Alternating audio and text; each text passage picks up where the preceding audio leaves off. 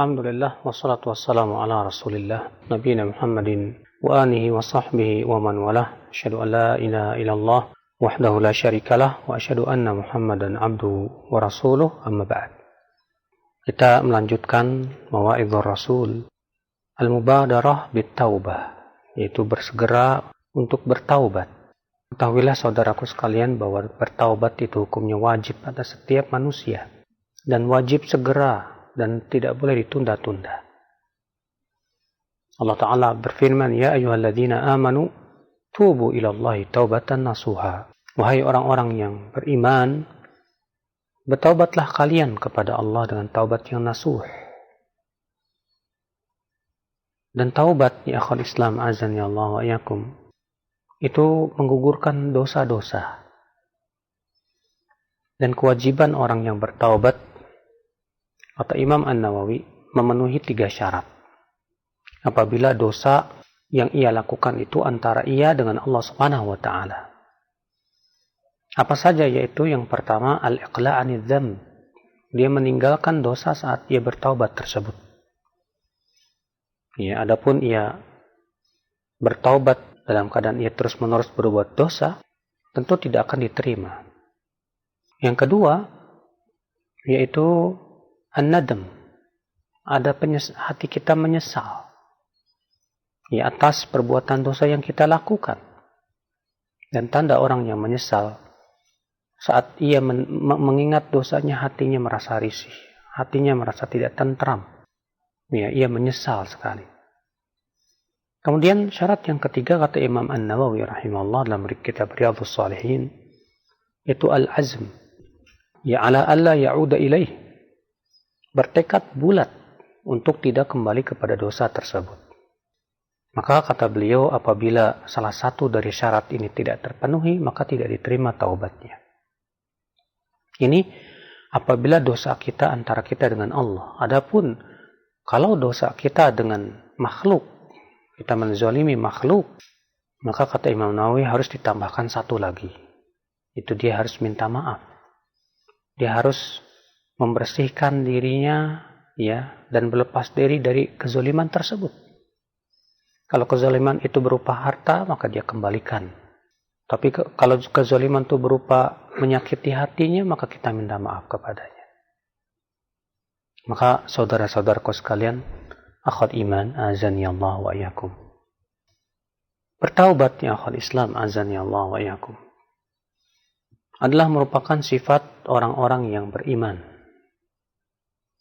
Karena Allah Subhanahu wa Ta'ala mensifati orang-orang yang beriman, yang bertakwa itu alladzina idza fa'alu fahishatan aw dhalamu anfusahum dzakarullah fastaghfaru lidzunubihim.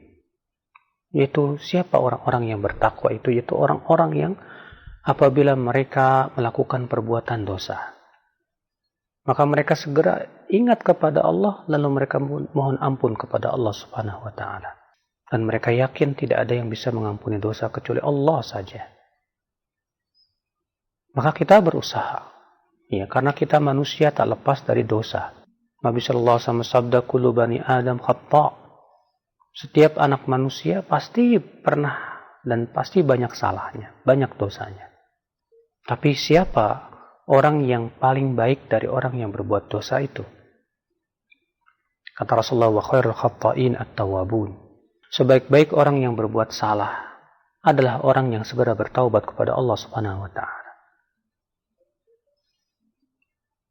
Dalam bertaubat ya akhul Islam, azani Allah wa iyyakum, ada perkara yang harus benar-benar kita perhatikan. Apa itu? Yaitu yang pertama, tidak boleh kita menunda-nunda taubat. Karena kita tidak tahu ya ajal kita itu sampai kapan. Ini yang pertama. Yang kedua, bila kita tunda ya taubat kita, maka pohon maksiat itu semakin berakar di dalam hati kita. Sehingga semakin sulit ya untuk kita bertaubat kepada Allah. Makanya Ibnu Qudamah berkata, perumpamaan orang yang mengundur-undurkan taubat seperti orang yang ingin mencabut sebuah pohon. Saat ia hendak mencabutnya, ternyata ia dapati pohon itu kuat. Lalu ia bergumam, kalau begitu saya akan cabut lagi di tahun yang akan datang. Saat ia mendatangi tahun datang, ternyata pohon itu tambah kuat lagi. Maka ya, orang yang mengatakan nanti taubatnya sudah tua. Subhanallah, sudah tua, pohon maksiat itu sudah sangat berakar di hati kita. Bagaikan kanker yang sudah akarnya kemana-mana. Bagaimana dia akan bisa bertaubat? Justru ya akhwal Islam, segera mungkin ada kesempatan taubat, segera taubat kepada Allah. Hari ini juga kita taubat kepada Allah Subhanahu wa taala. Jangan kita tunda-tunda. Ya, karena malaikat maut apabila datang, ia tidak pernah menunda-nunda lagi. Saudara-saudaraku sekalian, sini beliau membawakan hadis Abu Musa radhiyallahu anin Nabi sallallahu alaihi wasallam qala Inna Allah azza wa jalla yabsuthu yadahu bil-lail liyatuba musii'un nahar wa yabsuthu yadahu bin-nahar liyatuba musii'ul lail hatta tatlu'a asy-syamsu min maghribiha. Sesungguhnya Allah azza wa jalla membuka tangannya di waktu malam, ya, agar menerima taubat orang-orang yang berdosa di waktu siang,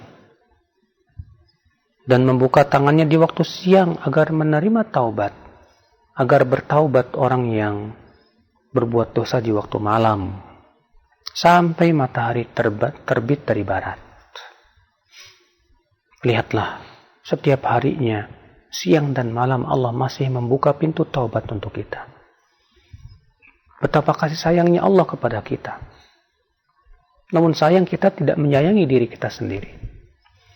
Kita hanya bisa berkata nanti, sehingga ketika nyawa telah sampai ke kerongkongan, saat itu tidak diterima lagi taubat saudaraku.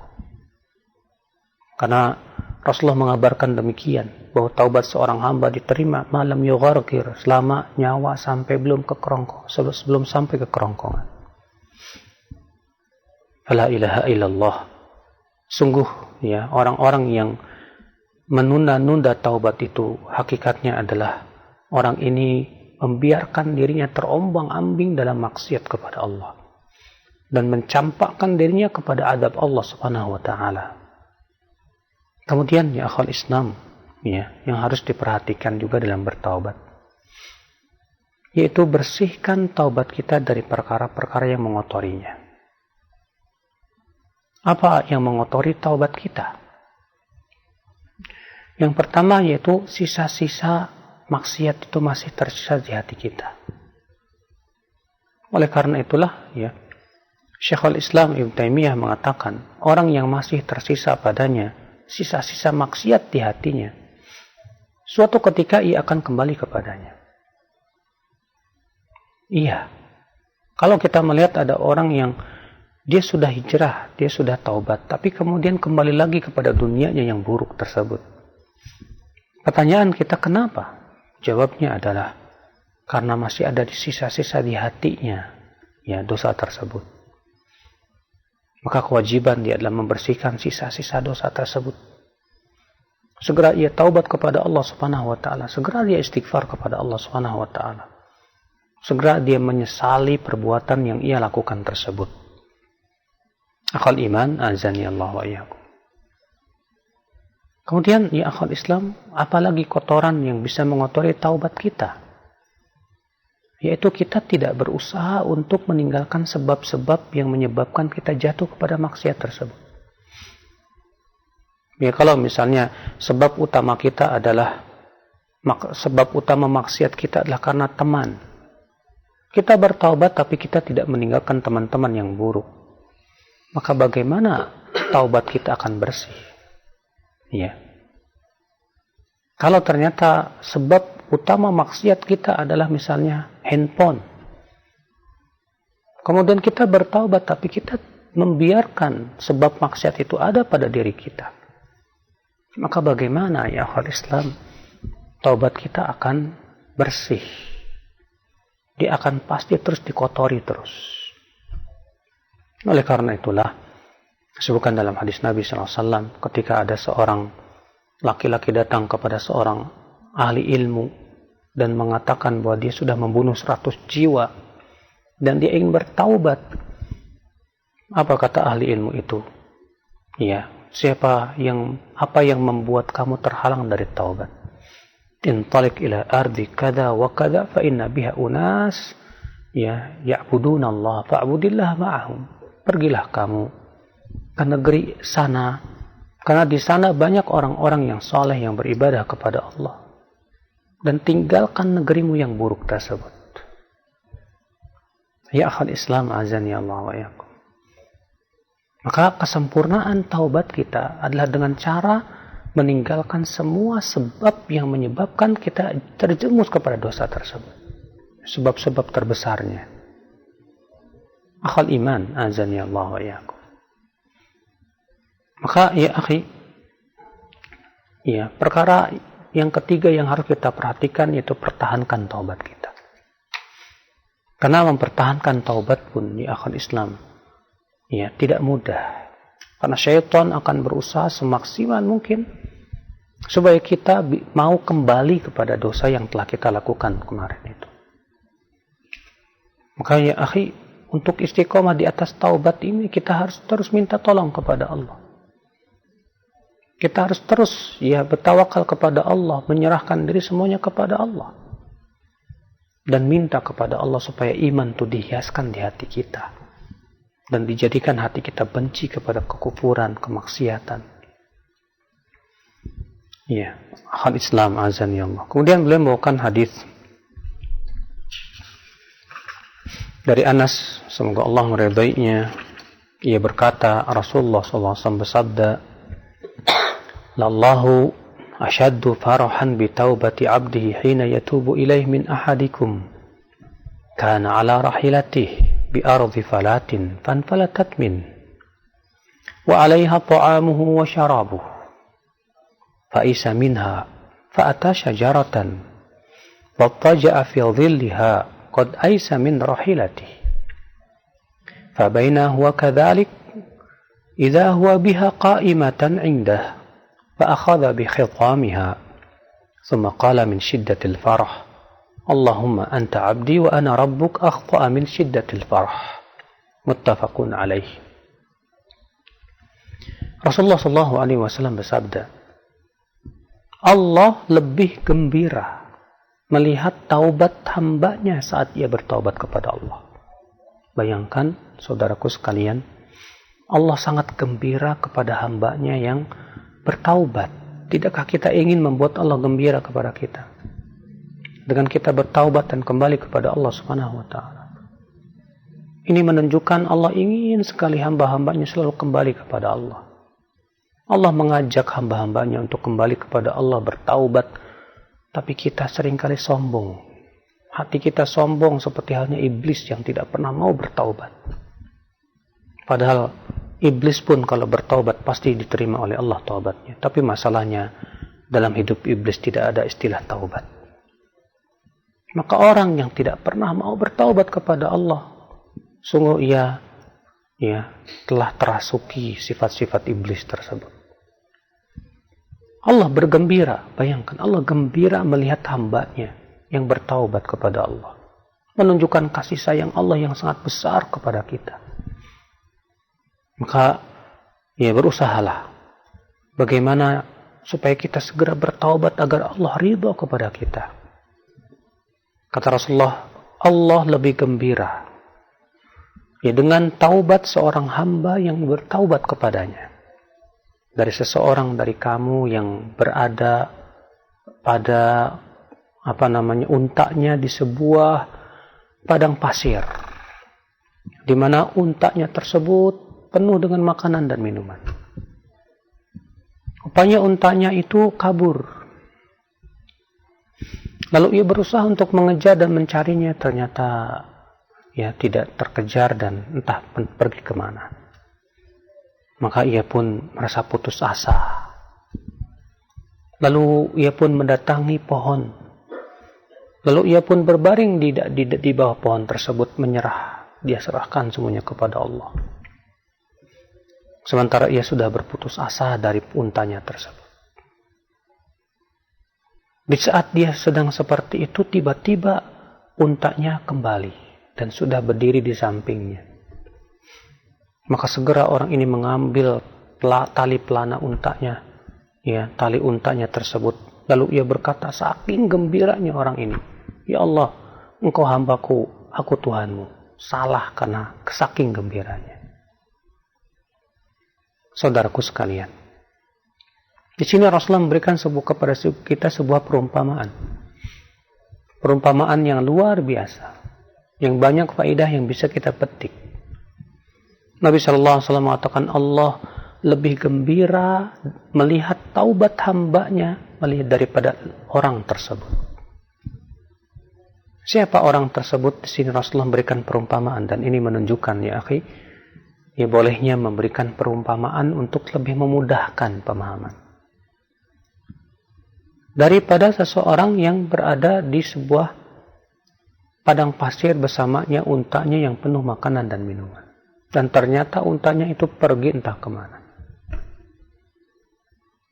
Syekh Salim bin Id al-Hilali ketika memberikan fawaid daripada hadis ini, beliau mengatakan, di antara faedah yang bisa kita petik dari hadis ini adalah seseorang apabila hatinya bersandar kepada sesuatu, maka biasanya Allah jadikan sesuatu itu mengkhianati dirinya.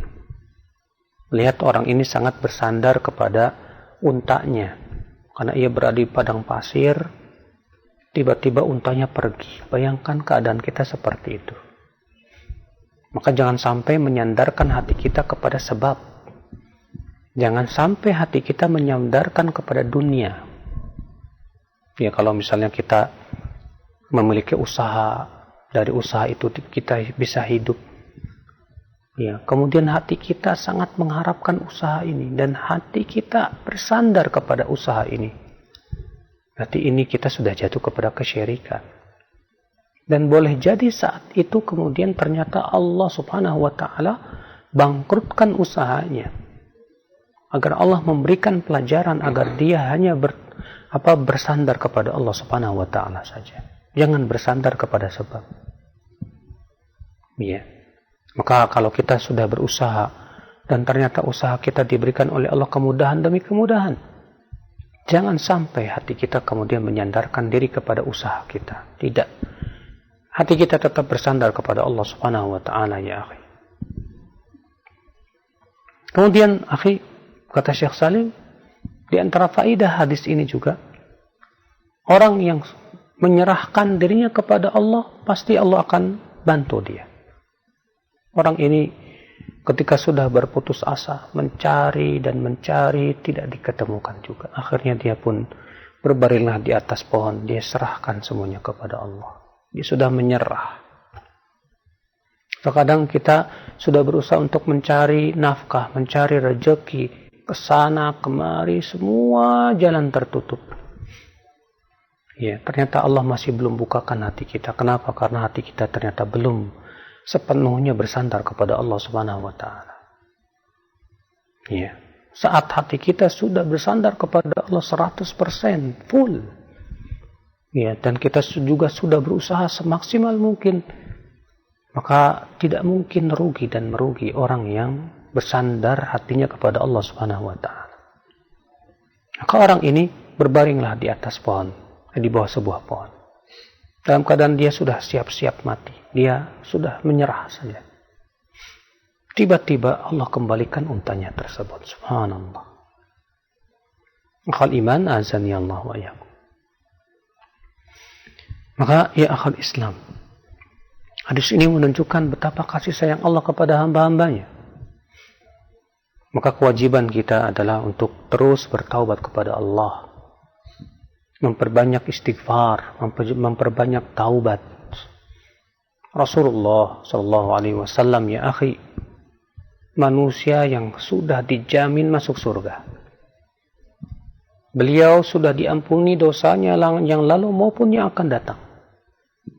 Tapi ternyata Rasulullah satu harinya bertaubat lebih dari 70 kali. Rasulullah SAW sabda, Ayuhan nas, tubu ilallah, wastaghfiruh. Fa inni atubu ila Allah fil yaumi akthar min 70 marrah. Wa fi riwayatin ya fa inni atubu ila Allah fil yaumi 100 marrah. wahai manusia, bertaubatlah kepada Allah, istighfar kalian kepada Allah. Karena aku setiap harinya, kata Rasulullah, bertaubat itu lebih dari 70 kali. Sementara dalam satu ayat yang lain, setiap harinya aku bertaubat kepada Allah 100 kali. Kalau Rasulullah SAW ini orang yang sudah dijamin masuk surga, sudah diampuni dosanya yang lalu maupun yang akan datang, ternyata subhanallah, demikian beliau banyaknya bertaubat kepada Allah, beristighfar kepada Allah. Bagaimana kita? Ya akhal Islam, ketahuilah ya akhi, memperbanyak taubat dan istighfar itu keuntungan untuk hidup kita di dunia dan akhirat. Adapun di dunia kita akan mendapatkan banyak keuntungan. Keuntungan yang pertama, memperbanyak taubat dan istighfar membuka pintu-pintu rezeki. Allah Ta'ala berfirman, فَقُلْتُ اسْتَغْفِرُوا رَبَّكُمْ إِنَّهُ كَانَ غَفَّارًا يُرْسِلِ السَّمَاءَ عَلَيْكُمْ مِدْرَارًا وَيُمْدِدْكُمْ بِأَمْوَالٍ وَبَنِينَ وَيَجْعَلْ لَكُمْ جَنَّاتٍ وَيَجْعَلْ لَكُمْ أَنْهَارًا. Lalu aku berkata, kata Nabi Nuh, istighfarlah kalian kepada Rabb kalian, minta ampun kalian kepada Rabb kalian. Sesungguhnya Dia Maha Pengampun. Niscaya Dia akan mengirimkan kepada kalian air hujan yang lebat. Dan Dia akan memberikan kepada kalian harta dan anak-anak, dan menjadikan untuk kalian kebun-kebun dan sungai-sungai yang mengalir. Subhanallah. Bayangkan di sini Allah Subhanahu wa taala menyebutkan bahwa orang yang banyak istighfar, banyak bertaubat kepada Allah, dibukakan pintu-pintu rezekinya. Ya. Suatu ketika Al Hasan Al Basri didatangi seorang laki-laki. Lalu laki-laki itu berkata, "Hai Hasan, sudah lama aku tidak punya anak." Apa kata Al Hasan Al Basri? Perbanyak istighfar saja. Perbanyak taubat kepada Allah. Tak lama kemudian datang lagi seseorang dan berkata, "Wahai Hasan, lama sekali kita tidak turun hujan." Kata Al Hasan, perbanyak istighfar dan taubat. Iya. Mengapa? Karena memang subhanallah, memperbanyak taubat, memperbanyak istighfar, kita memohon ampun kepada Allah Subhanahu wa taala, hakikatnya membuka pintu-pintu rezeki atas diri kita. Karena Allah sudah berjanji seperti itu ya. Bahkan dalam ayat yang lain ya akhi, orang yang memperbanyak istighfar, bertaubat, Allah akan tambahkan kekuatan. Iya.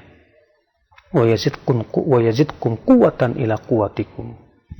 Ya, Allah akan tambahkan untuk kalian kekuatan di atas kekuatan.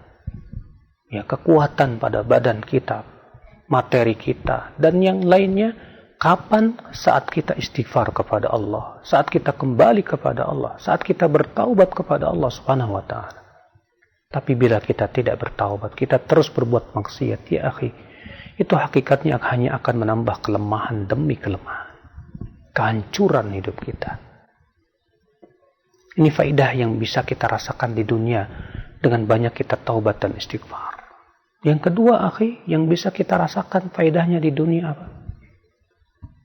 Yaitu bahwasannya suatu kaum yang banyak bertaubat dan beristighfar, Allah tahan azab dari mereka.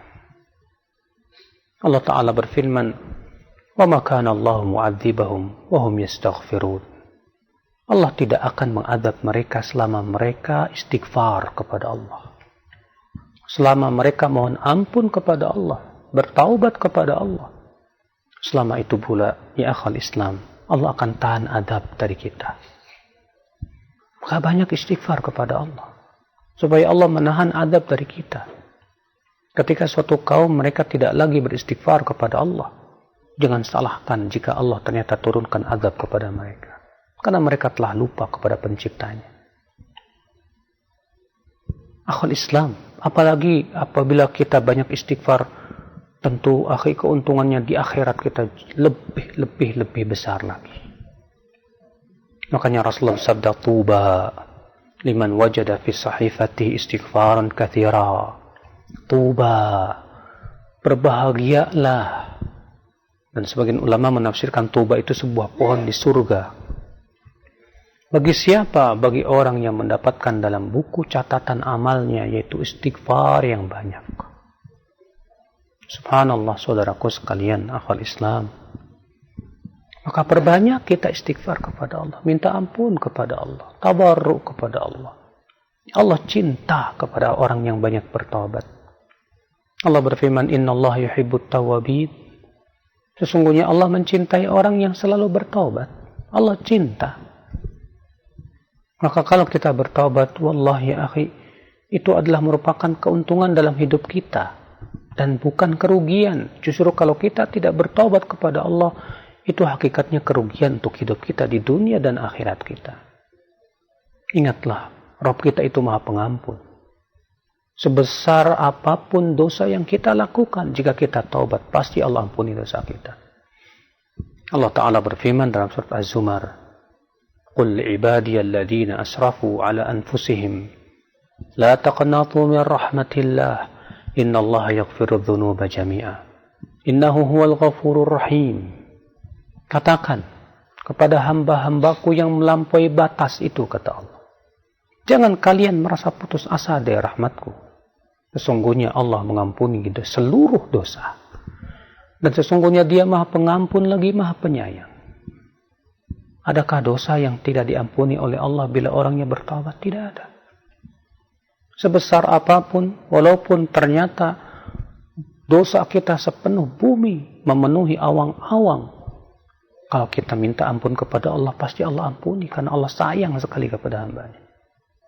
Dalam hadis qudsi riwayat Tirmidzi, Allah Ta'ala berfirman, ya ibna Adam, law balagat dhunubuka ananas sama' thumma astaghfartani ghafartu lak.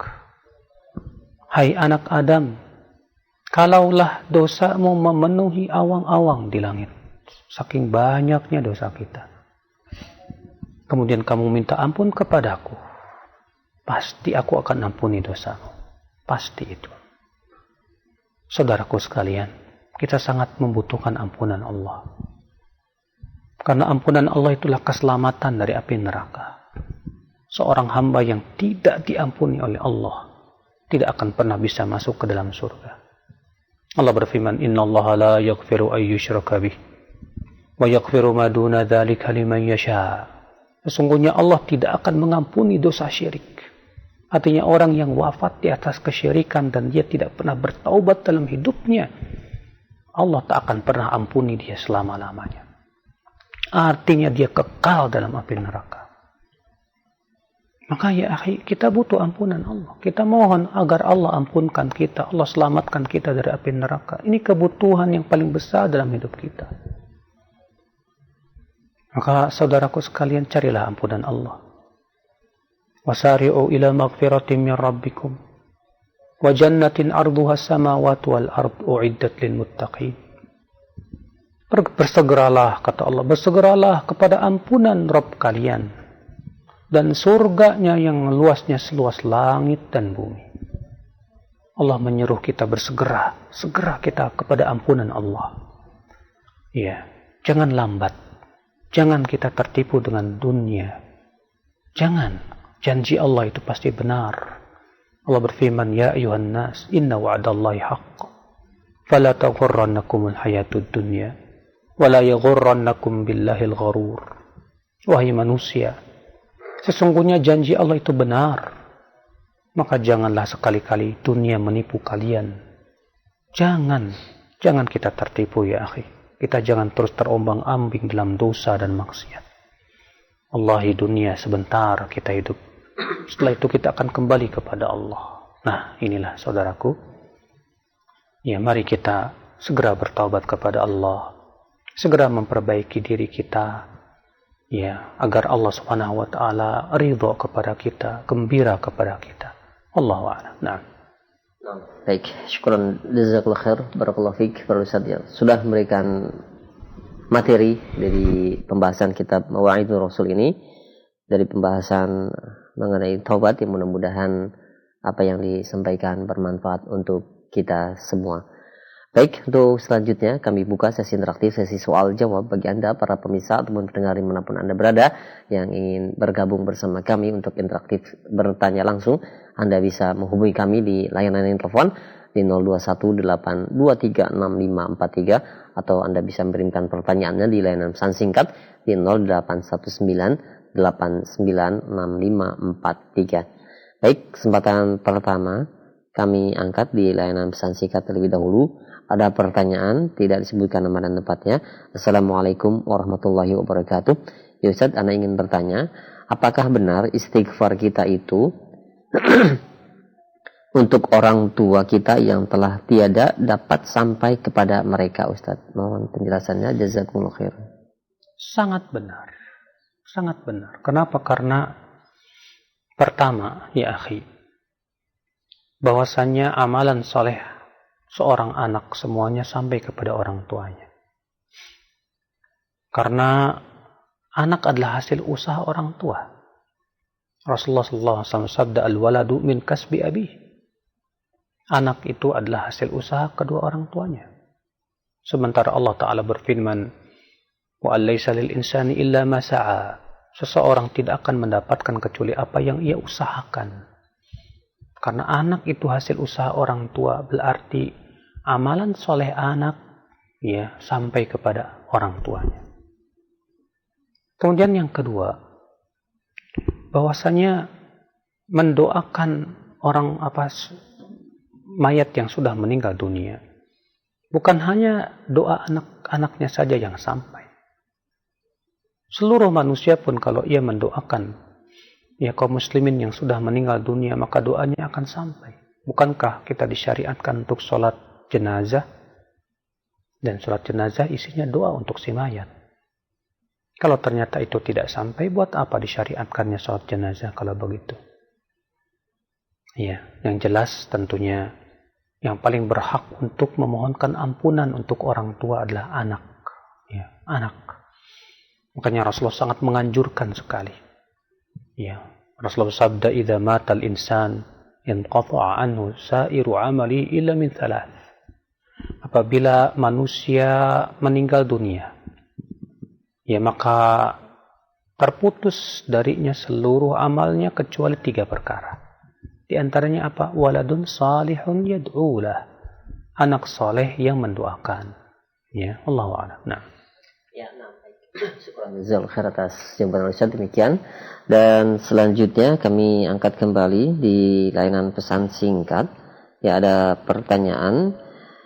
Ya Ustaz, dosa di masa yang lalu yang kita sudah berusaha bertaubat darinya, tapi selalu terbayang Ustaz bahwa hal tersebut takut terjadi kepada anggota keluarga kita.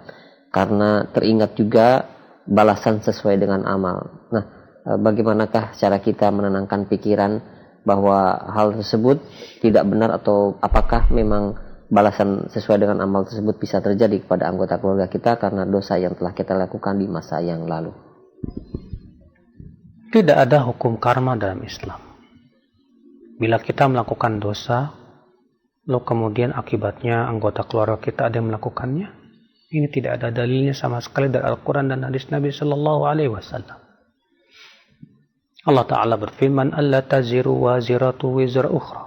Seseorang tidak akan menanggung dosa ya orang lain, tidak. Yang jelas kewajiban kita adalah yang pertama, kita terus memperbaiki taubat kita. Yang kedua, kita berusaha untuk melindungi keluarga kita dari dosa. Kita pahamkan mereka tentang bahaya dosa. Ya, pahamkan kepada mereka kenapa Allah melarang dari dosa, apa saja bahaya-bahaya dosa dalam kehidupan kita. Maka kita berusaha sekuat tenaga. Yang jelas, ya akhi, yang ada di pikiran antum itu seakan-akan kalau saya berbuat dosa, nanti dosa itu berakibat nanti anggota keluarga akan berbuat dosa. Ini tidak ada dalil sama sekali.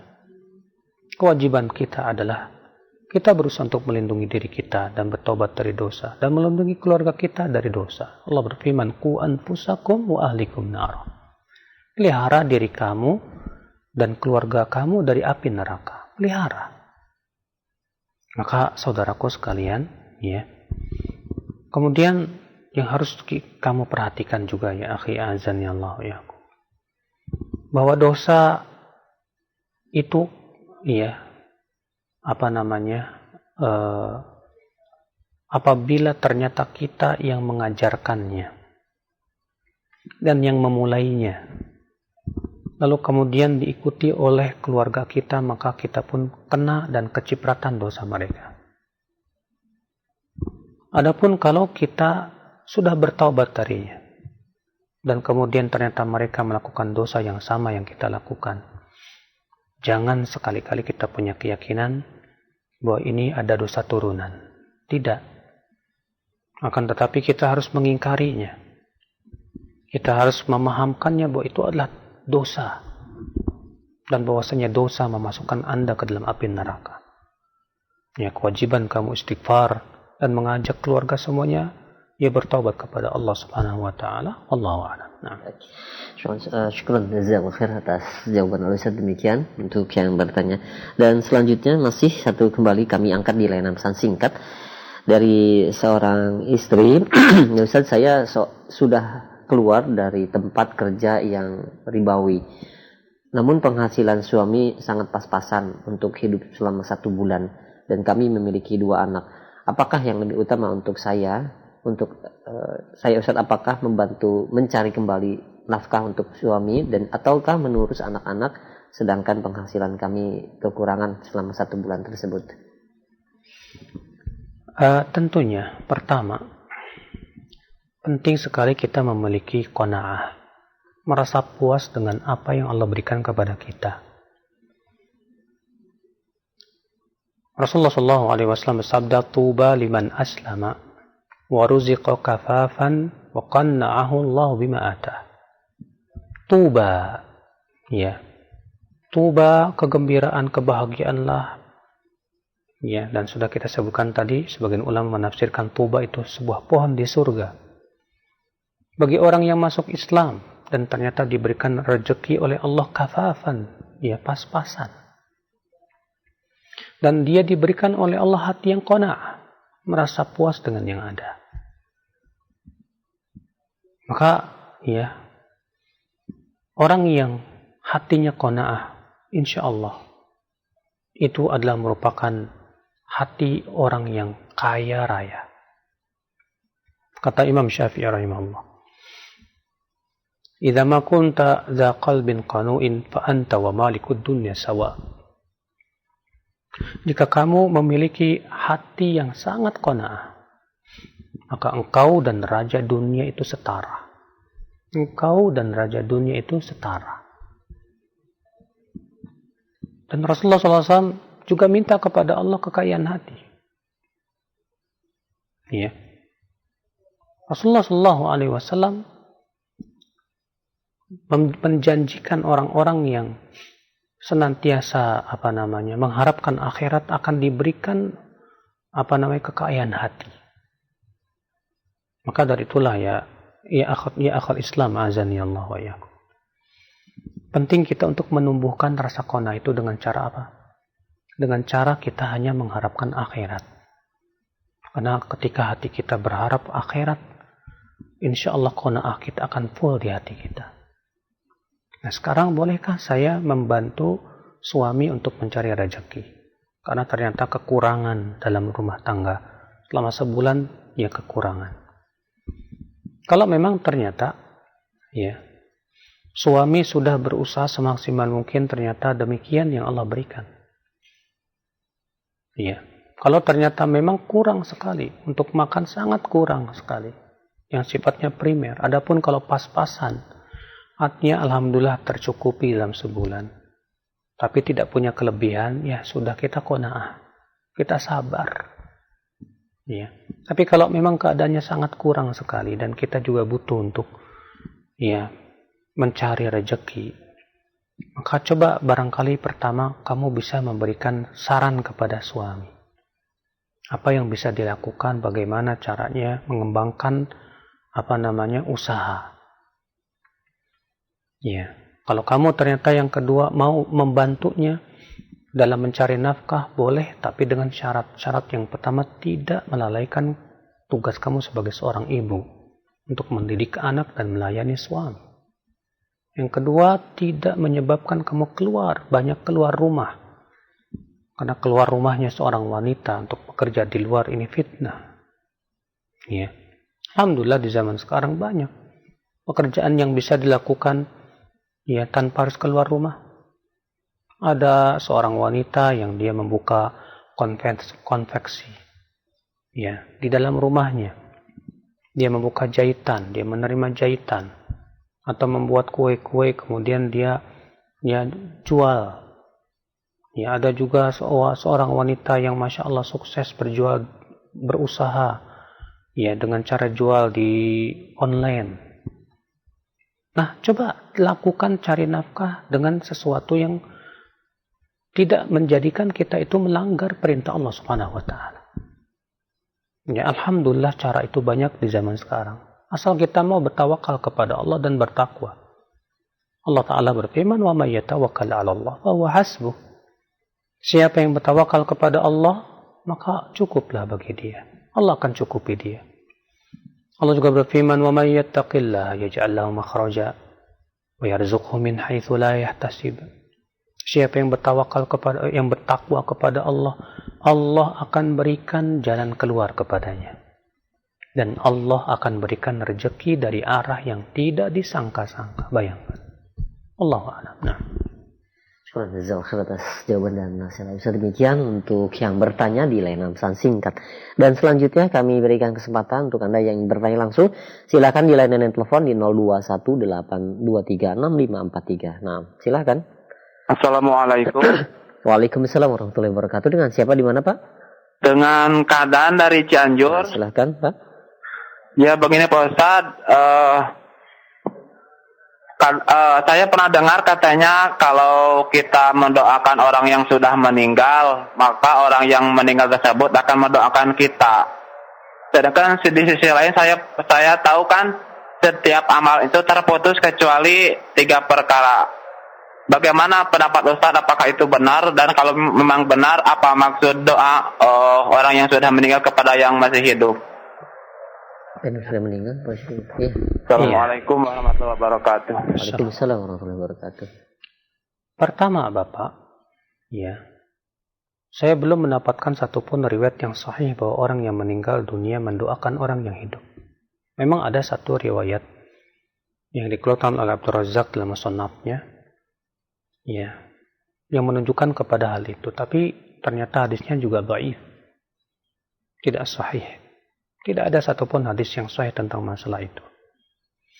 Yang ada adalah hadis yang sahih bahwa apabila kita mendoakan saudara kita dari kejauhan, maka malaikat akan berkata, "Amin walaka bimithal."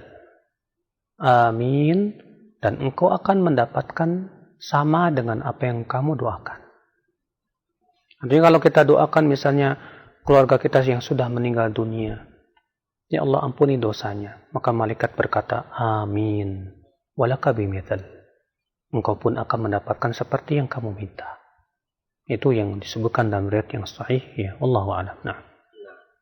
Ya, syukran jazakallahu khair. Demikian untuk Bapak Kadan yang berada di Cianjur. Dan selanjutnya masih kami berikan kesempatan, silakan di layanan telepon kembali di 0218236543. Nah, halo. Assalamualaikum. Waalaikumsalam. Waalaikumsalam warahmatullahi wabarakatuh. Dengan siapa di mana? Dengan Abdullah di Sulawesi. Abdullah di Sulawesi, silakan. Bertanya, Pak. Iya. Apakah boleh saya memberikan? Dikeraskan suaranya, Pak. Tidak terdengar. Apakah boleh saya memberikan ini yang saya catat dari Ustaz? Putus-putus saja. Apakah boleh apa, Pak? Apakah saya boleh memberikan ini yang saya catat dan memberikan? Memberikan ilmu yang Bapak catat Ya. kepada Memberikan ke saudara-saudara kami. oh gitu. Ya, catat kepada yang saya sampaikan. Baik. Iya. Baik. Ya, Pak Abdullah di Sulawesi, ditunggu jawaban. Nah. Kalau Bapak misalnya menghadiri sebuah kajian atau mendengarkan sebuah ceramah, dan Bapak mencatat baik-baik apa yang diucapkan oleh ustadz tersebut. Bolehkah yang kita catat ini kita sampaikan kepada orang lain? Boleh, dengan syarat bahwa catatan itu sudah kita pastikan bahwa itu tidak ada padanya kesalahan. Karena banyak sekali ya teman-teman yang mencatat di dalam kajian, ternyata mencatatnya itu yang pertama meringkas, yang apa yang diucapkan oleh ustadz, tapi ternyata ringkasannya sangat kurang sehingga tidak mewakili apa yang dijelaskan oleh ustadz tersebut. Yang kedua, atau terjadi salah memahami, sehingga ketika dia mencatatnya tersebut ada kesalahan dalam memahami ucapan si ustadz tersebut, di mana dia ya ketika mencatat perkataan ustadz tersebut dengan cara merangkum, dan ternyata rangkumannya banyak kesalahannya. Nah, seperti ini akan berakibat nanti orang akan menyalahkan si ustadz tersebut, padahal sebetulnya itu kesalahan daripada orang yang mencatatnya. Makanya kebiasaan ulama salaf terdahulu, apabila mereka ya duduk di majelis hadis lalu mendengarkan hadis-hadis yang diimla oleh gurunya, diimla itu yang disampaikan, maka kemudian ya di waktu malam mereka akan membetulkan kembali catatannya dengan cara membandingkan dengan catatan perawi-perawi yang thiqah atau dengan buku gurunya langsung. Untuk apa? Supaya yang mereka catat ini benar-benar selamat dari kesalahan. Maka dari itu, ya siapapun Anda yang mencatat dari sebuah pelajaran seorang ustadz ceramah, ya, kalau Anda mau share lebih baik, yang lebih baik adalah diperiksa dulu catatan Anda, atau misalnya Bapak bisa share minta persetujuan ke ustadz tersebut, Ustadz afwan, Anda sudah mencatat ceramah ustadz tersebut. Iya, begini catatan saya. Ada nggak hal yang perlu dikoreksi supaya saya bisa sampaikan ke keluarga saya? Maka kemudian si ustadz memeriksanya dan ternyata benar, misalnya, silahkan. Itu lebih selamat. Iya. Karena sekali lagi itu sering terjadinya kesalahan dalam mencatat, akibatnya ketika kita share ke orang lain, orang pun jadi ikut salah dalam memahaminya tersebut. Wallahu a'lam. Nah. Ya, baik. Syukran jazakallahu khairan atas jawaban. Demikian untuk Bapak Abdullah yang berada di Sulawesi tadi, dan selanjutnya kami berikan kesempatan kembali untuk Anda para pemirsa yang ingin bertanya langsung. Silakan kami tunggu di 0218236543. Nah, halo. Halo, Assalamualaikum. Waalaikumsalam warahmatullahi wabarakatuh. Dengan siapa, di mana? Dari hamba Allah di Gorontalo. Silakan. Mau tanya Ustadz, apakah boleh kita mengganti puasa di hari Senin dan Kamis, tapi niatnya cuma mengkodok puasa? Baik. Iya, baik. Bisa saja ya. Terima kasih Ustadz. Assalamualaikum. Ya. Waalaikumsalam warahmatullahi wabarakatuh. Mengkodok puasa tapi di hari Senin dan Kamis saja boleh? Jawab boleh. Iya. Kalau memang ternyata kita ingin, misalnya niatnya ingin membiasakan puasa Senin dan Kamis, agar nanti setelah selesai mengkodok saya bisa melanjutkan puasa Senin dan Kamis yang sunnah. Iya. Ini bagus kalau niatnya seperti itu, dia ingin membiasakan perkara kebaikan tersebut. Saya ingin supaya setelah saya selesai mengkodok, ternyata itu jadi kebiasaan saya puasa Senin dan Kamis. Ini bagus sekali kalau ternyata dengan niat tersebut. Adapun kalau misalnya kita mengkodoknya di puasa Senin dan Kamis karena kita menganggap bahwa kodok yang terbaik itu di hari tersebut, ini butuh dalil. Iya. Karena mengkodok itu kapan saja boleh, disyariatkan, silahkan. Dan tidak boleh kita mengkhususkan hari tertentu untuk mengkodok kecuali dengan dalil. Maka bila ibu memang mau mengkodoknya setiap hari Senin dan Kamis, karena misalnya ada keutamaannya disebutkan dalam hadis pada setiap hari Senin dan Kamis, ya, bahwa amalan hamba itu ditampakkan kepada Allah Subhanahu wa taala. Maka dari itu Rasulullah berpuasa supaya setiap kali ditampakkan oleh Allah dalam keadaan berpuasa. Ya, maka kemudian ibu mengqadanya di hari Senin dan Kamis karena melihat keutamaan tersebut. Silakan juga. Allahu a'lam. Nah.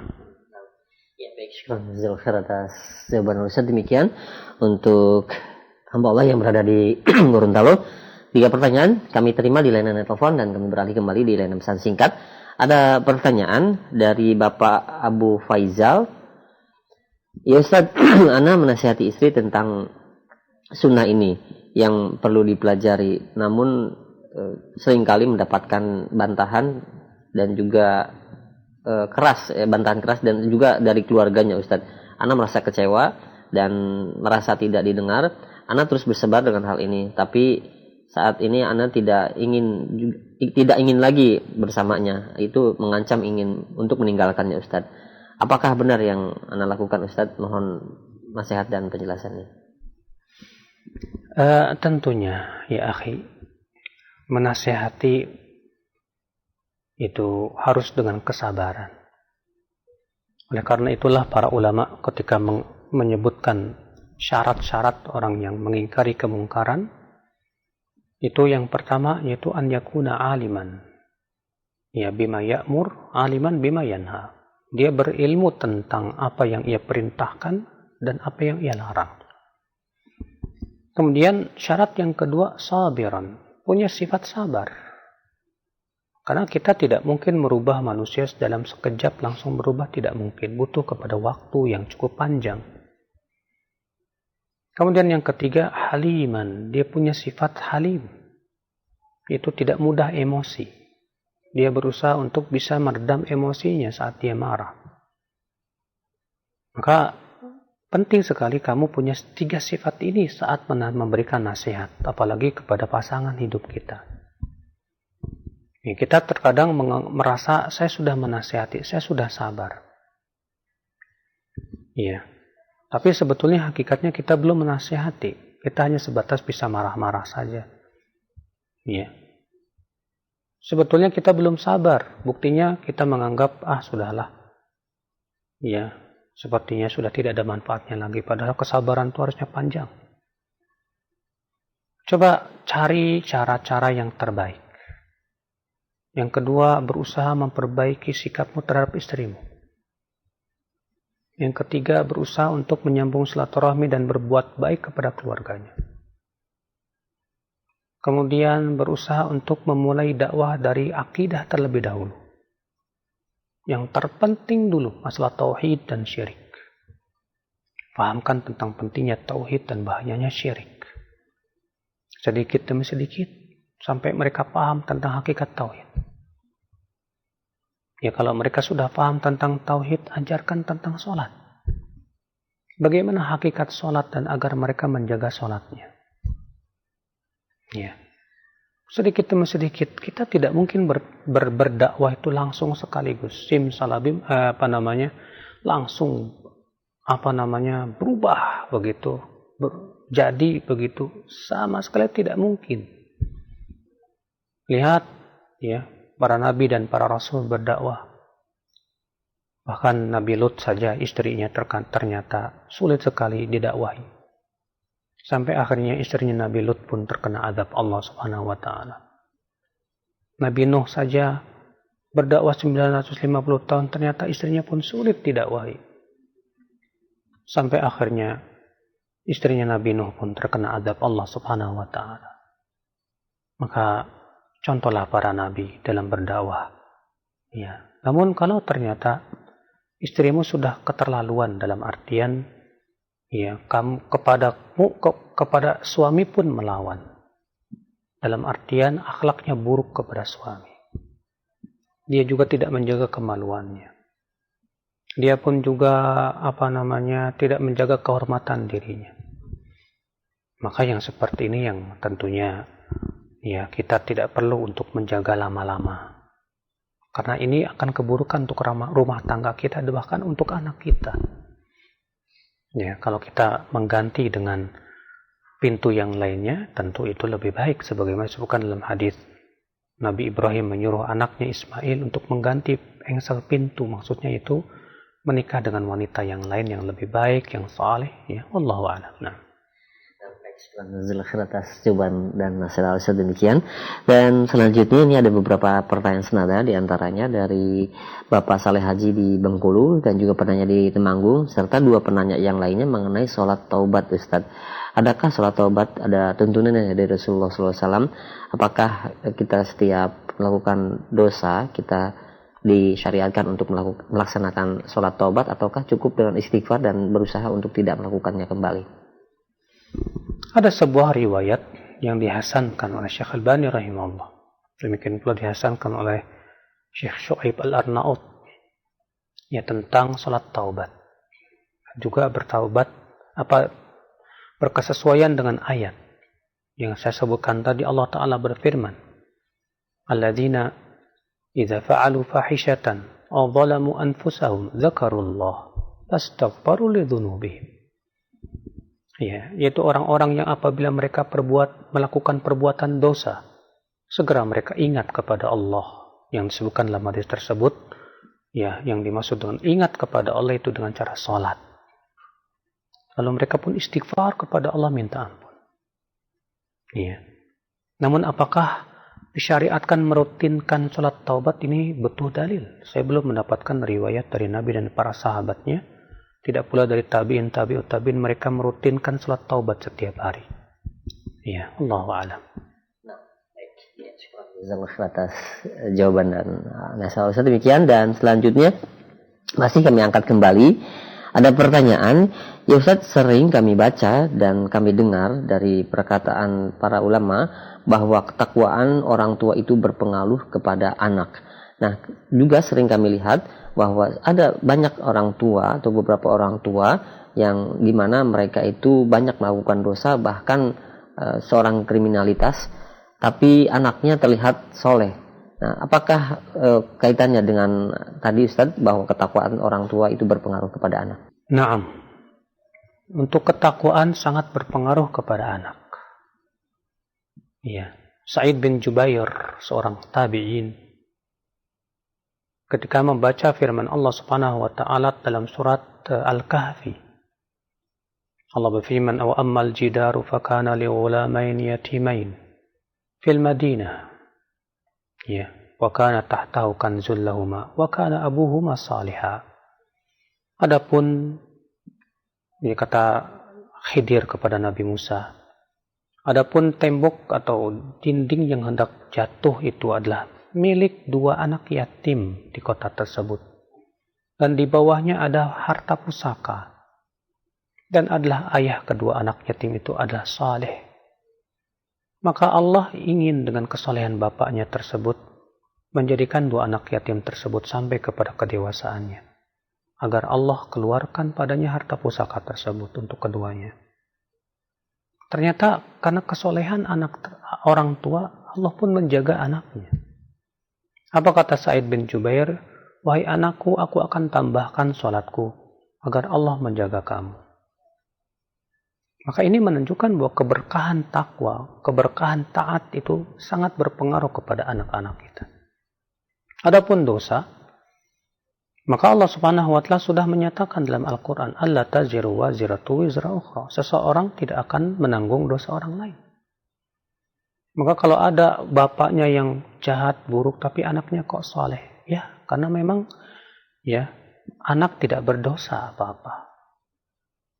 Ketika si anak ini tumbuh dari bayi dikasih makan yang haram, si anak tidak berdosa, yang berdosa orang tuanya. Iya. Karena si anak dari mana lagi makan kalau bukan dari pemberian orang tuanya.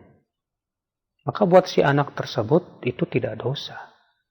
Yang menanggung dosa itu orang tuanya. Maka kalau ternyata subhanallah si anak itu tumbuh menjadi anak yang soleh, alhamdulillah. Ya, ini kebaikan. Namun tentunya bukan berarti kemudian seseorang bebas untuk berbuat maksiat. Ya, jangan.